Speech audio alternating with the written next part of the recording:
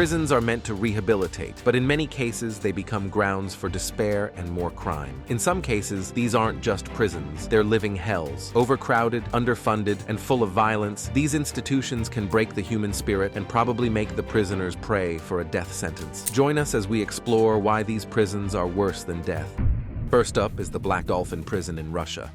Escape from Russia's Black Dolphin prison is practically impossible. For many inmates, the only release they'll ever know will be in a body bag. Russia's Black Dolphin prison is also known as the Penal Colony No. 6. It is home to the country's most brutal, most violent criminals. The conditions here are so bad that you could say that the inmates here are facing a living death sentence. Black Dolphin Prison, which derives its name from the statue in front of the facility, is located in Sol-Iletsk, near the Russian border with Kazakhstan. As one of the oldest prisons in Russia, it was one of the first to accept prisoners serving life sentences. What's interesting is that it was these prisoners themselves who crafted the Black Dolphin sculpture at the building's main entrance. Currently, over 700 of these convicts are serving time here. But these aren't just ordinary criminals. You see, Black Dolphin is where the Russian government sends the worst of the worst offenders. Murderers, terrorists, cannibals, and even serial killers all find their new home here. These inmates have collectively been responsible for the deaths of over 3,500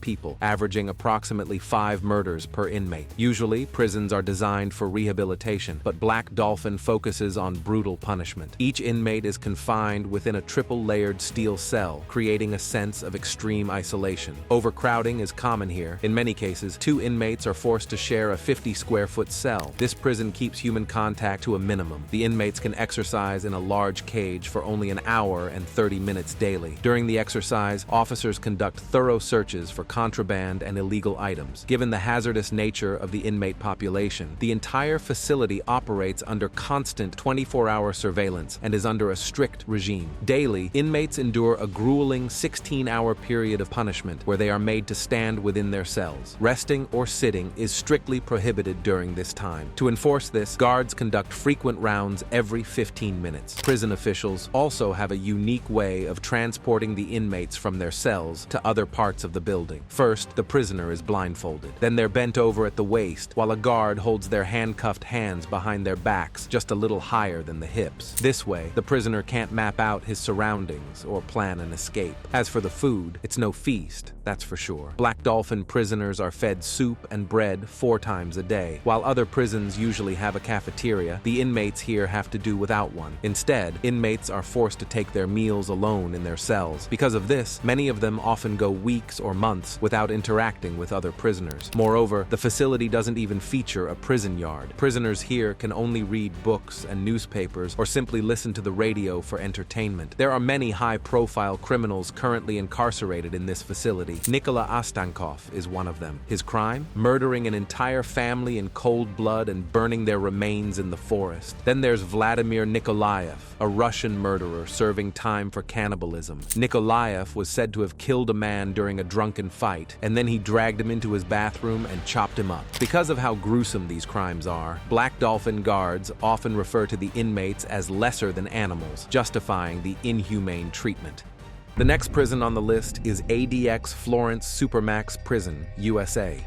ADX Florence is the most secure prison in the United States. You can't expect surprises over here, as daily life has become monotonous. This has been adequately designed to minimize human contact and maximize security. The cells at ADX Florence are not just rooms. They are concrete tombs where inmates spend 23 hours a day in solitude. Each cell is a small box, measuring 7 by 12 feet, with a thick soundproof door and a small window that only allows a sliver of light to enter. The cells are stark and minimalist, with a concrete bed, desk, and stool built into the walls. A single, harsh, fluorescent light illuminates the room, the only color provided by the inmates' jumpsuits and bedding. Contact with the outside world is limited, and prisoners' phone calls are monitored. Plus, the privilege to contact the outside world can be revoked anytime. In this prison, inmates cannot talk to anyone else. The thick walls make it hard even to whisper. They are only allowed to be with another person during short breaks breaks, and even then, you can only touch fingers through the fence. The isolation is not just physical, it is also psychological. Being alone all the time messes with their minds. Many prisoners develop serious mental problems, like seeing things that aren't there, feeling scared and paranoid, and feeling very sad. This is called shoe syndrome. Even though they need help, there's not much mental health care available. It's hard for them to cope with the feeling of hopelessness that fills the prison. If the prisoners break the rules in this prison, they're in big trouble. They'll be sent to solitary confinement, called the SU, where they're locked up alone for days or even weeks. The guards, whom some call the goon squad, are tough and ready to stop any trouble quickly. They wear heavy gear and know how to control any situation with force. Life at ADX Florence is a dehumanizing experience. The cycle of repetition, meals, recreation, and lockdowns grinds down the inmates, chipping away at their spirit. This isolated world operates by its own brutal rules, where controlling the inmates seems more important than helping them change. Next on the list is the Kamiti Maximum Prison.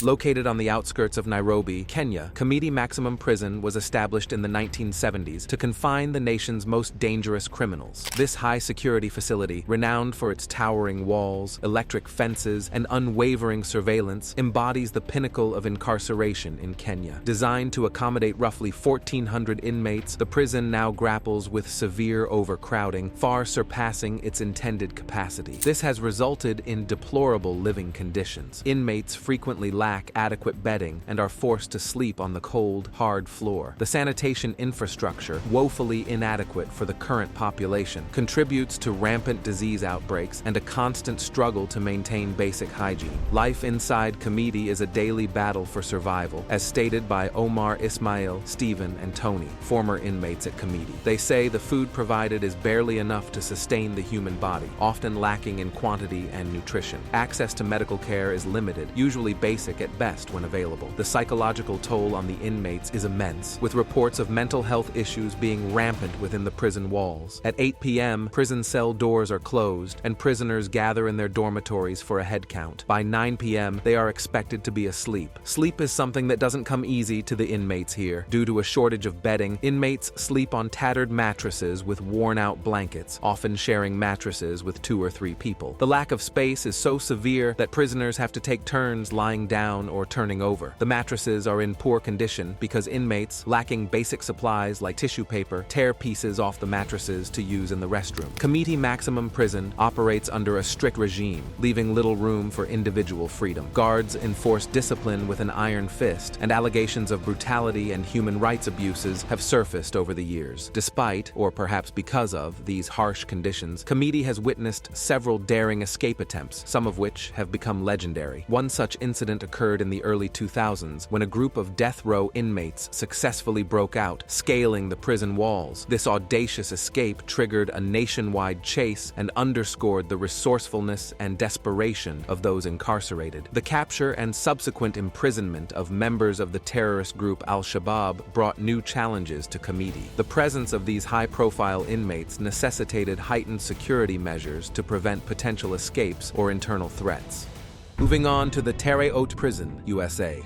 When this prison was founded in the 1940s, it was created as a symbol of modern correctional philosophy, making it different from traditional jails. But as time passed, it evolved into a high-security complex, a repository for those deemed too dangerous or too notorious for regular facilities. Terre Haute Prison is a sprawling complex divided into distinct zones, each representing a different level of confinement. At its heart lies the maximum security penitentiary, a fortress where surveillance is unrelenting and freedom is a fading memory. Next door, the Medium Security Federal Correctional Institute offers a slightly less restrictive environment, followed by a low-security camp, creating a tiered control system. But within the maximum security penitentiary, a chilling reality awaits: the Special Confinement Unit. This is where federal death row inmates reside, often in solitary confinement, facing the grim prospect of execution or a lifetime of appeals. The unit has been operational since the 1980s and can house up to 50 inmates, each confined to a small cell that becomes their world. The conditions in the special confinement unit have long been controversial. Reports have surfaced of grossly inadequate conditions, with inmates facing routine denial of basic medical care and mental health services. In 2008, the American Civil Liberties Union brought these concerns to light, painting a grim picture of life on death row. The incessant noise, the profound isolation, and the monotonous routine pushed the limits of human endurance. Inmates are confined to their cells for 22 to 24 hours daily, receiving meals through a slot in the door. The only break from this isolation comes from 3 brief outdoor exercise periods each week. Communication with the outside world is severely limited. Inmates have limited access to phones, email, and the prison library, all under constant surveillance. Visits are infrequent and tightly controlled. 2 two-hour non-physical visits per month, 1 15-minute phone call per week, and all mail is subject to meticulous screening. Terre Haute Prison is infamous not only for its current inmates, but also for its dark history of executions. Since the federal government brought back the death penalty in the 1980s, a few inmates have been put to death within its walls. The execution chamber, designed for lethal injection, serves as a chilling reminder of the most severe punishment our justice system can deliver.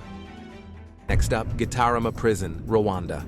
To call the Gitarama prison in Rwanda hell on earth would be an understatement. The horrors within its walls leave an indelible mark on the human spirit. This prison is a descent into a living hell where survival hinges on the unimaginable. It is dubbed as the worst prison this world has to offer, and often the inmates have to feed on human flesh just to survive. Thousands of prisoners are crammed together in small spaces, men, women, and even children, all confined to this facility built for only 3,000 people. Today, over 8,000 inmates call Gitarama home, leading to a dire case of overcrowding. Sleeping spaces are cramped, the entire facility is unhygienic, and the food and water supply is strained beyond capacity. Unfortunately, that's not where the horrors end. Driven by starvation, some inmates were reportedly forced to resort to cannibalism to survive. While the Rwandan government denies these horrific accounts, dismissing them as lies, the inmates themselves paint a grimmer picture. Many of them were imprisoned in the aftermath of the devastating 1994 Rwandan genocide. According to official documents, these convicts were rounded up and accused of murdering over 800,000 people within 100 days. Whether they're guilty or not has never been proven, but one thing is sure: 90% of them are never making it out alive. Inside Gitarama, finding a spot to sit or even stand is hard. Finding a place to sleep is nearly impossible. Due to overcrowding and terrible facilities, many inmates are forced to sleep in dirty toilets. These horrific conditions often lead to severe disease outbreaks, and in a place like this, it doesn't take long before an epidemic breaks out. Many of the prisoners here develop gangrene on their feet, and it's not uncommon to see rotting toes falling off after weeks of neglect. Plus, things get nasty when you cram thousands of alleged criminals together in one place. Fights, gang violence, and targeted harassment are the order of the day here. It has gotten so bad that inmates frequently need medical help after getting beaten up by their fellow prisoners. Broken bones, bite marks, and severe injuries all make up about 38% of all hospital visits. In recent times, the government has attempted to reintegrate some of the inmates back into society. Efforts are also being made to rebuild the facility and improve the inmates' living conditions.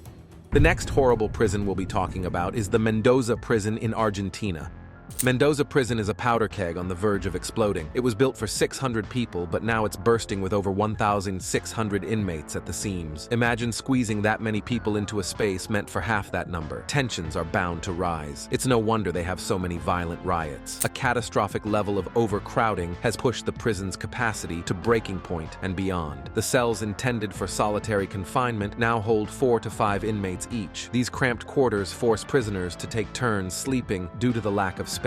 The overcrowding is so severe that many inmates find themselves relegated to the unforgiving concrete floor, devoid of mattresses or even essential bedding. Virginia Shop, a former prisoner at Mendoza, narrates that with a non-functioning sewage system, prisoners are left with no choice but to resort to using plastic bags and bottles as makeshift toilets, an affront to their dignity and a serious health hazard. The scarcity of medical care further exacerbates the dire living conditions. Inmates suffering from illness illnesses, both chronic and acute, find themselves in a desperate struggle for attention and treatment. Reports of untreated wounds, infections, and the rapid spread of contagious diseases are rampant, painting a dark picture of neglect and suffering. The lack of adequate health care has led to preventable deaths, with 22 inmates having lost their lives in circumstances shrouded in ambiguity and unanswered questions. Amnesty International has been sounding the alarm about the horrific conditions inside Mendoza prison. In a scathing letter to the governor, they detailed how prisoners are being treated appallingly, including shocking allegations of torture and abuse by the guards. They're demanding a full investigation, holding those responsible accountable, and requiring urgent action to protect the fundamental rights of all prisoners. The psychological toll of this environment is immense. Constant fear, unpredictable punishments, and the suffocating feeling of being trapped in overcrowded cells slowly erode a prisoner's sanity. Many struggle with hallucinations, paranoia, and deep despair, leading to self-harm and even suicide attempts. It's a constant battle against a crushing sense of hopelessness.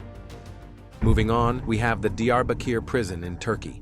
Built in 1980, this prison quickly became a symbol of oppression, particularly against the Kurdish population. It was initially intended for civilian prisoners, but after the 1980 coup, it was transformed into a brutal detention center under martial law. The period of barbarity saw over 650,000 individuals imprisoned and subjected to widespread, systematic torture. Diyarbakir prison stands as a grim testament to this era of human rights abuses. Reports of horrific torture methods, including electric shocks, tooth extractions, and the use of a trained dog named Joe for genital mutilation, paint a horrifying picture of the suffering endured within its walls. The psychological torture is equally devastating. Mock executions and threats of sexual violence are used to break the prisoners' spirits. The prison itself is designed to strip inmates of their dignity, reducing them to shadows of their former selves. Overcrowding is a significant problem, with reports of prisoners suffocating in overcrowded cells. The Kurdish population has suffered the most, as the prison has become a tool to suppress their culture and force them to abandon their identity. The systematic torture at Diyarbakir fueled the rise of the Kurdistan Workers' Party, or PKK, which continues to resist the Turkish state to this day. Despite the horrors, the resilience of the human spirit shines through. Nurhan Chamla Marashla, an ex-convict, recalls the harrowing conditions. She recalled that there were 75 women in a ward for 25 prisoners. According to her, being a woman in this prison was not good. They were not considered equal to men, but when it came to torture, the inequality flew out of the window. Prisoner testimonies have shed light on the inhumane conditions of the Diyarbakir prison, along with highlighting the atrocities committed within these walls. The prison's notoriety has reached international levels, with human rights organizations flagging the violations. In 2010, the European courts found breaches of the articles after a massacre in a visiting room left 8 prisoners dead. The Turkish government's claim of a riot was met with skepticism, as the pattern of abuse and death within Diyarbakir was well documented.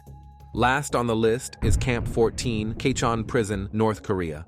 Located approximately 55 miles north of Pyongyang, North Korea, this political prison camp, also known as Kwanli-So No. 14, is a facility where the very concept of human rights is non-existent. The atrocities being carried out here leave one shocked to their core. The camp, sprawling over 60 square miles, is a kingdom of cruelty designed to punish those deemed enemies of the state. So, you'll mostly find political prisoners here who dared to take a stand against the North Korean regime. The prisoners, estimated to be around 15,000, are subjected to conditions that cannot even be imagined. These unfortunate souls are caught in the unforgiving grip of a policy known as 3 generations of punishment, where not just the individual accused of a crime, but their entire family is incarcerated, often for life. So, whether you've committed the crime or not, your children and grandchildren will face the full brunt of the punishment. Within the confines of Camp 14, the prisoners are stripped of their names and their identities and reduced to mere numbers. They are forced into back-breaking labor, mining coal, tending to pigs, and farming fields from dawn till dusk. The food rations army agreer, leading to widespread malnutrition and starvation. Prisoners have to fulfill high production quotas in challenging conditions. For this purpose, there is a shoemaking factory, a leather and rubber factory, a clothing factory, and other factories in the camp. A single mistake, a moment's rest, or a perceived act of defiance can result in brutal beatings or public executions, serving as a stern warning to others. others. Shin Dong-hyuk's experience in Camp 14 reflects the human will to survive against all odds. Born into the camp as a result of his father's alleged crimes, Shin never knew the warmth of family love or the freedom of choice. His life was a cycle of forced labor, constant hunger, and fear. At the tender age of 14, he faced torture by fire for a failed escape attempt by his mother and brother, an event that led to their execution and his indelible scars, both physical and emotional. Shin's account, as detailed in his book Escape to the Outside World, paints a vivid picture of the daily horrors faced by the inmates. The assault of his cousin by correctional officers, the execution of a young girl for the possession of a few grains of wheat, and the constant surveillance under which they lived are just a few examples of the atrocities committed within the camp's electrified fences. The broader implications of Camp 14's existence are far-reaching. It stands as a symbol of North Korea's blatant disregard for international human rights norms and the rule of law. The camp's operation fuels tensions in international relations as global powers grapple with the challenge of addressing such violations while navigating the complexities of diplomacy with a reclusive and unpredictable regime. On the one hand, we could argue North Korea is a country ruled by a dictator, and by that, prison conditions at Camp 14 are not a surprise. And that's a wrap on prisons that are worse than death. Do you think these prisons do more harm than good in society? Are their methods justified? Let us know your thoughts in the comments section. And before you leave, don't forget to like this video and subscribe to Criminal Corner so you don't miss the next ones.